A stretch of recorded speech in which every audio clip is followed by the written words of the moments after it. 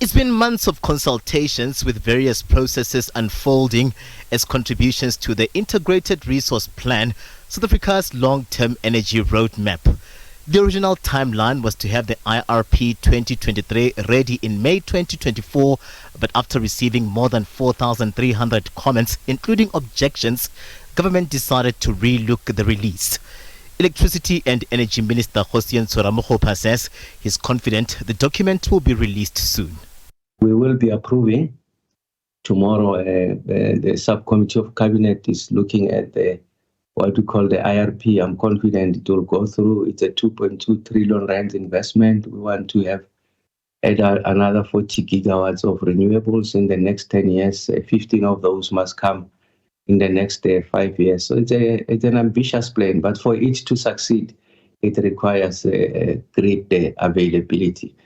The IRP document shows government's plans for energy procurement in the coming years.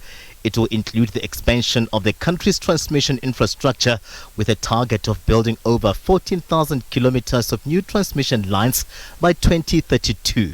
The Department of Electricity and Energy released the request for pre-qualifications for independent transmission projects, with the minister hosting a respondents' conference on this. We are currently resolving the issues around grid access with I've assigned NERSA, which is our regulator, to ensure that there's clear grid access rules.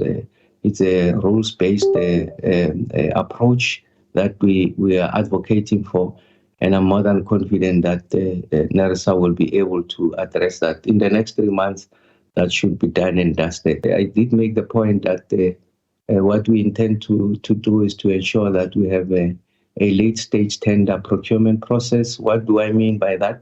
Is that the state will invest in ensuring that we resolve the issues of permitting and licensing.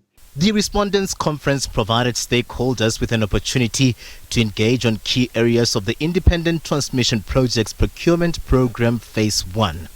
The IPP office, Elizabeth Futama, outlined the pre-qualification criteria and anticipated project structures for the building of the transmission lines. This criterion seeks to provide the department with a clear and forward-looking view of how the respondent intends to structure its project company at the RFP stage. Respondents are required to submit an illustrative diagram that outlines the anticipated structure of the project company that they will establish should they be invited to submit a bid in the RFP phase. The diagram should include, among others, the project participant, the key members of the project company, the members who are Black or Black entities as defined in our procurement document, and any other members who will have the role in that project company. The IPP's Lumkam Dlulwa outlined the financial pre-qualification criteria for the projects. For the financial evaluation, we are looking at 2 criteria. The first one is the financing track record of the respondent. And secondly, we're looking at the financial standing of the respondent. And each financial criterion has a pass threshold, and respondents are required to meet or exceed the requirements for both criteria, and in order to pass the financial pre-qualification criteria. The projects will be located in the Northern Cape, Northwest and Gauteng, set to start in the coming year. The request for proposal process is scheduled for November going into 2026. A credit guarantee vehicle will also be established to help protect the interest of investors. Katlego Logodi, SABC News in Johannesburg.